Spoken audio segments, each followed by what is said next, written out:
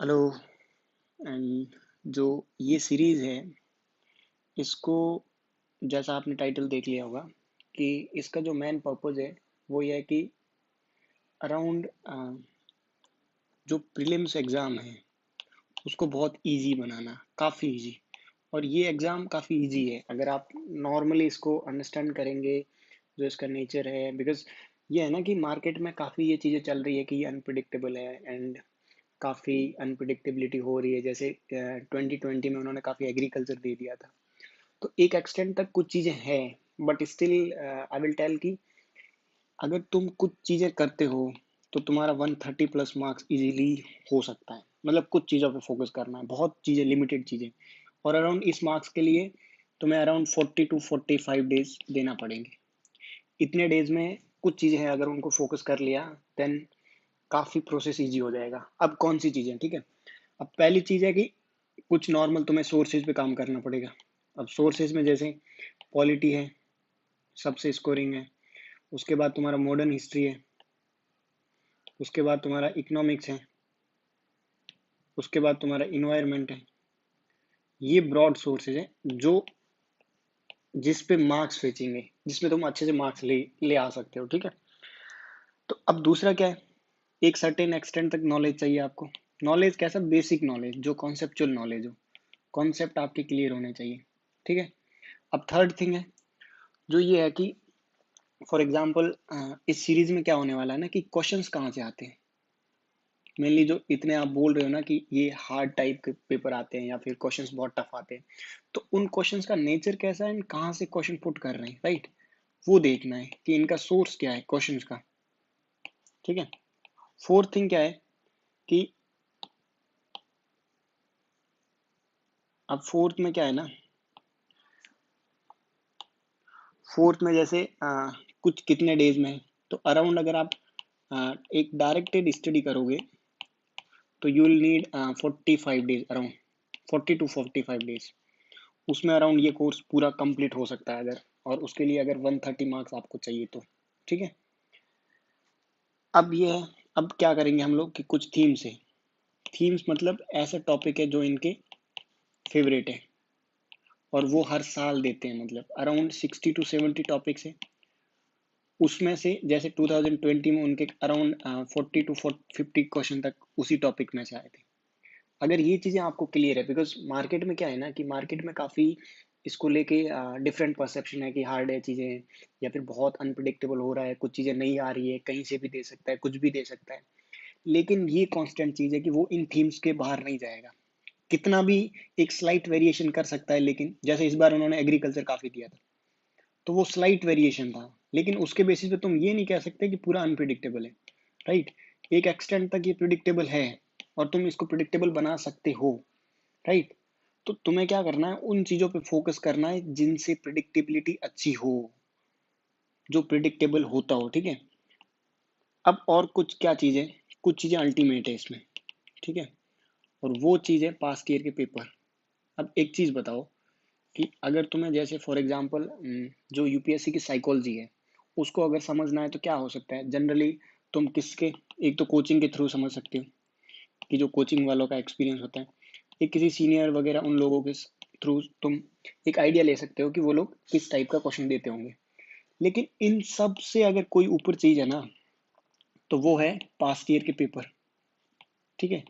अब past year के paper क्या करेंगे, एक तो तुम्हें क्या पता चलेगा कि क्वेश्चन का नेचर क्या है, किस टाइप का क्वेश्चन पूछ रहा है, ठीक है। उनके जो ऑप्शंस गलत होते हैं ना, जो रॉन्ग स्टेटमेंट है वो किस टाइप के, ठीक है। तुम्हें क्वेश्चन नहीं देखना है, सब कुछ देखना है, ठीक है। कुछ जो फेवरेट उनकी थीम्स है वो कौन सी है, ठीक है। वो पेपर बनाते कहाँ से, कैसे पेपर बनाते हैं, ठीक है। उनके सोर्सेज क्या हो सकते हैं पेपर के, ये चीजें फाइंड आउट करनी है। और ये चीजें पास्ट ईयर के पेपर से ही मिलेगी। और पास्ट ईयर के पेपर से तुम्हें एक जनरल आइडिया मिलेगा कि किस टाइप का कंटेंट पढ़ना चाहिए, क्या पढ़ना चाहिए, राइट। तो इन चीजों पे फोकस करना है। तो ये चीजें कहाँ आएगी, पास्ट ईयर के पेपर से, ठीक है। तो इसका जो मैन इस ये मैं क्या करूंगा, जैसे पास्ट ईयर के जितने भी पेपर्स हैं उनको टेक्निक के थ्रू सॉल्व करेंगे हम लोग। कि तुम्हारे पास नॉलेज होगा सफिशिएंट, अगर तुम प्री में बैठ रहे हो तो एक एक्सटेंट तक नॉलेज होना जरूरी है। कुछ टेक्निक्स है जो हर साल फॉलो हो रही है, कुछ रूल्स हैं, ठीक है, कुछ एलिमिनेशन के वेज हैं, कुछ ऐसे वर्ड्स हैं ना जो एक्सट्रीम है और वो हर साल देते हैं, मतलब एक उनका पैटर्न है। तो इस पैटर्न को समझना है कि वो किस टाइप का क्वेश्चन बना रहे हैं, किस टाइप का एक गलत स्टेटमेंट बना रहे हैं, किस टाइप के स्टेटमेंट फ्रेम कर रहे हैं, अगर कोई लंबा क्वेश्चन है तो उसको कैसे टैकल करना है। तो इन चीज़ों को देखना है तुम्हें, बिकॉज नॉलेज की एक लिमिटेशन है, ठीक है। और नॉलेज के थ्रू तुम क्या कर सकते हो कि क्वेश्चन को, जो यूपीएससी के क्वेश्चन है उनको नॉलेज के थ्रू एक एक्सटेंट तक सॉल्व कर सकते हो, मतलब उसमें लिमिट है। तुम्हें कुछ जुगाड़ लगाना पड़ेगा, कुछ स्मार्ट वर्क करना पड़ेगा, कुछ इलिमिनेशन ये वर्ड्स हैं उनको निकालना पड़ेगा, कुछ पैटर्न है उसको देखना पड़ेगा कि किस टाइप के क्वेश्चन फ्रेम कर रहे हैं, ठीक है। ये इतना हो गया। अब लास्ट में क्या होगा ना कि एक मेजर क्वेश्चन है, जैसे ये है कि अब कोई क्वेश्चन है, ठीक है, तो उस क्वेश्चन को सॉल्व करने के लिए नॉलेज तो ऑब्वियसली चाहिए, लेकिन कुछ वर्ड्स हैं जो आपको हिंट देंगे, कुछ और हिंट होंगे जिनको पकड़ना है, कुछ एक टेक्निक्स होनी चाहिए क्वेश्चन सॉल्व करने की, कि इसके थ्रू क्वेश्चन सॉल्व करना होगा, ठीक है। उसमें आपको कॉन्शियस रहना पड़ेगा, डरना नहीं है क्वेश्चन से, बिकॉज क्वेश्चन बहुत डिफरेंट होंगे। हार्डली यूपीएससी के एग्जाम में you will able to around 30 to 40 question जो आपसे होंगे, ठीक है। अब 30-40 क्वेश्चन में से कितने 80 मार्क्स बनेंगे हाईएस्ट। अब तुम्हें अगर जनरल कैटेगरी में हो then you need around 110 marks तक तो लेके चलो, क्योंकि 10 मार्क्स एक्स्ट्रा होंगे तभी आप मेंस का अच्छे से कर पाओगे। अगर ओबीसी में है देन यू नीड अराउंड 95, तो 105 110 का टारगेट यहाँ पे भी लेके चलो, ठीक है। अगर एस टी एस सी इस कैटेगरी में हो देन यू नीड अराउंड 90, तो 100 का लेके चलो यहाँ पे भी टारगेट। तो इस टाइप का एक टारगेट के लिए यू नीड टू हैव कि क्वेश्चन को सॉल्व कैसे करते हैं, राइट। अब देखना है कि क्वेश्चन का नेचर कैसा है, ये भी इसमें आ सकता है, ठीक है। कोई क्वेश्चन डायरेक्ट होते हैं, कोई स्ट्रेट फॉरवर्ड है, कोई किसी में बहुत सारी स्टेटमेंट है। तो इनको अंडरस्टैंड करना, और मेरा जो ये सीरीज का पर्पज है वो ये है कि क्वेश्चन को आप कैसे सॉल्व कर सकते हो रियल टाइम में एग्जाम में। बिकॉज नॉलेज आपने ले लिया होगा, अगर आप प्री में बैठ रहे हो तो ऑब्वियसली नॉलेज ले लिया, और मैं लिटरली आई स्ट्रांगली बिलीव कि एक एक्सटेंट तक नॉलेज जरूरी है, बट 120 130 मार्क्स के लिए तुम्हें कुछ स्ट्रेटजी चाहिए। और मेरे को ये जब मैंने अराउंड पास्ट ईयर के पेपर्स को 10-15 बार देख लिया है, तो एक जनरल आइडिया मुझे मिल गया है कि कहाँ से क्वेश्चन आते हैं, क्या क्वेश्चन पूछ रहे हैं, क्यों पूछ रहे हैं, कोई थीम को बार बार क्यों पूछ रहे हैं, क्वेश्चन उठाने के तरीके कौन से हैं, पेपर कैसे बनता है। तो मेरा जो पूरा फ्रेमवर्क होगा आगे वाले वीडियोस में वो यही है कि क्वेश्चन को सॉल्व कैसे करना है, बिकॉज नॉलेज तुम्हारे पास है, नॉलेज के थ्रू तुम कर सकते हो। और ये जो भी कंटेंट है ना, ये उन लोगों के लिए जो थोड़ा फ्लेक्सिबल है। एक होता है कि दो टाइप के लोग होते हैं, एक होते हैं जो बिल्कुल एकदम नॉलेज के थ्रू जाते हैं कि मुझे बस नॉलेज के थ्रू ही पेपर सॉल्व करना है, ठीक है। तो मे भी वो नहीं हो सकता। अब इसमें ये होगा ना कि अगर आप फ्लेक्सिबल हो तो क्या होगा, एक होते हैं रिजिड बंदे, ठीक है। इसमें तुम स्मार्ट वर्क के थ्रू प्री निकाल सकते हो, ठीक है। इसमें तुम्हें नॉलेज चाहिए, इतना नॉलेज लेने के लिए। अब जैसे यूपीएससी का 2020 वाला पेपर है, वो इतना डेप्थ में दिया हुआ है ना, जैसे उन्होंने एक नालसा का दिया था कि जो फ्री लीगल एड है उसकी कंडीशंस क्या क्या है, उसकी एलिजिबिलिटी क्या है। इतना डीप में कौन पढ़ता है यार, नहीं पढ़ते, जनरली बंदे इतना डीप में नहीं जाते। इन क्वेश्चन को सॉल्व करने के लिए you need smart work. Smart work के मतलब you have to be conscious कि वो कहाँ पे क्वेश्चन गलत दे रहे हैं, कहाँ पे स्टेटमेंट को घुमा रहे हैं, कोई स्टेटमेंट वेग दे रहे हैं, कोई स्ट्रांगली नेगेटिव स्टेटमेंट दे रहे हैं, जैसे नॉट एट ऑल करके। ये चीज़ें तुम्हें, अब क्या करना है तुम्हें कि एक पेज लेना है खाली, ठीक है, उसमें चीज़ें लिखनी है कि जैसे जैसे कोई क्वेश्चन दिया है कि ड्रास्टिकली रिड्यूस्ड, तो एकदम से चीज़ें इंडिया में कोई रिड्यूस नहीं होते। कोई क्रॉप का प्रोडक्शन है तो वो एकदम से रिड्यूस नहीं होगा, रिड्यूस हो सकता है जैसे इस एक्सटेंट में होगा कि एक बार बढ़ा फिर रिड्यूस हो गया, फिर बढ़ रहा फिर रिड्यूस हो गया। ऐसे नहीं कि बिल्कुल एकदम प्रोडक्शन रेज हो रहा है, ये चांसेस कम है। तो हमें क्या करना है, जो मेरा फोकस है वो क्या है कि कुछ रीजनिंग लगा सकते हो तुम, एक लॉजिक जिसको बोलते हो कि आप इंटेलेक्चुअल गैस कर सकते हो, और वो गैस ऐसा होना चाहिए ना कि तुम्हारा यूपीएससी का जो पैटर्न है उसके थ्रू रहे। तो इन पेपर सॉल्व करने का एक मकसद यही है कि जो मार्केट में परसेप्शन चल रही है कि प्री बहुत हार्ड है या फिर अनप्रिडिक्टेबल हो चुका है, उसको कहीं ना कहीं काउंटर करना है कि बहुत ईजी है। अगर तुम डायरेक्टेड हो और तुम्हारे पास सफिशिएंट अगर तुमने एनालिसिस कर लिया पेपर का कि यहीं से क्वेश्चन आ रहा है, तो तुम्हारा काफ़ी इजी हो जाएगा। और ये होगा ना कि जो एनजाइटी है, स्ट्रेस है चीज़ों को हैंडल करने का और पेपर को देखना है, वो सब कुछ खत्म हो जाएगा। मतलब इतना पेपर इजी हो जाएगा ना, यू कांट बिलीव कि चीज़ें सब कुछ ऐसे हो रही है।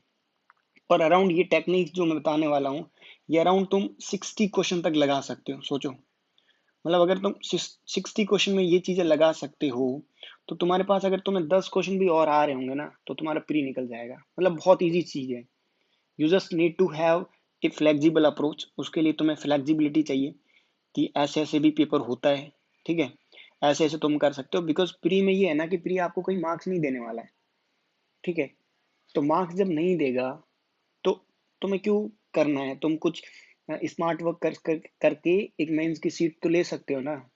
तो उसके लिए तुम्हें कुछ ना कुछ जुगाड़ करना पड़ेगा। और मेरे को over the period of time जितना मेरे को नॉलेज मिला है पास्ट ईयर के पेपर के थ्रू, बिकॉज वो क्या है ना, वो एक प्योर नॉलेज है जो पास्ट ईयर के पेपर के थ्रू मिला है। बिकॉज वो यूपीएससी की साइकी की है, यूपीएससी की जो साइकी है उसको रिफ्लेक्ट करता है। तो you need to go through papers, मतलब वो एक अल्टीमेट चीज है। अगर मेरा मैं सिंपली बोलूं, तो प्री और मेंस निकालने का एक ही चीज अल्टीमेट है, वो है past year paper. Past year paper के थ्रू यूल नो कि मुझे क्या पढ़ना है, राइट। अब the Hindu newspaper only 30 minute का होगा, अगर तुम्हें एग्जैक्टली पता होगा कि इसमें करना क्या है, मुझे पढ़ना क्या है, ठीक है। तो हम लोग धीरे धीरे मैं क्या करूंगा, 2013 से लेके 2020 तक के जो भी क्वेश्चन पेपर यूपीएससी ने दिए हैं, उसमें अराउंड 70 to 80 क्वेश्चन सॉल्व करूंगा, जिसमें कुछ टेक्निक्स लगती है, कुछ एलिमिनेशन के वेज लगते हैं, कुछ नॉलेज वाला पोर्शन है जो एक एक एक्सटेंड तक लगता है, ठीक है, कुछ कॉमन सेंस है जो लगेगा। आई थिंक अगर आप इस सब चीज को फॉलो कर दोगे, देन डेफिनेटली 120 130 मार्क्स इजीली से निकल जाएगा। और तुम्हें क्या करना है, यही तो मार्क्स लाने हैं, ठीक है। और वो भी है कि बहुत कम टाइम में, और with in 40 days, 40 to 45 days में अराउंड तुम 130 मार्क्स तक, वो भी श्योर हो। ऐसे नहीं कि इसमें अनसर्टेनिटी, बिल्कुल अनसर्टेनिटी, मतलब टोटली सर्टेन है। तो इसको समझना है कि ये चीज हो कैसे रही है, राइट। तो मैं एक एक पेपर के थ्रू करूंगा, एक पेज लेके सब चीजों को लिखना है कि क्या क्या रूल्स लग सकते हैं, उनको हर दिन उन्हीं को देखना है, सबकॉन्शियस में घुसा लेना है कि जब तुम पेपर देने जाओ तो तब माइंड ऐसा होना चाहिए ना कि ये क्वेश्चन आएगा, इस टाइप से क्वेश्चन देगा और इस टाइप से क्वेश्चन मैं सॉल्व करूंगा। तुम पहले से ही सबकॉन्शियसली तैयार हो, तो जैसे ही तुमने कोई वर्ड्स देखा, जैसे ये ड्रास्टिकली रिड्यूस देखा, तो तुम डाउट करोगे कि ये रॉन्ग हो सकता है। तो ये ड्रास्टिकली क्यों देते हैं? बिकॉज ये टोटली गलत होता है।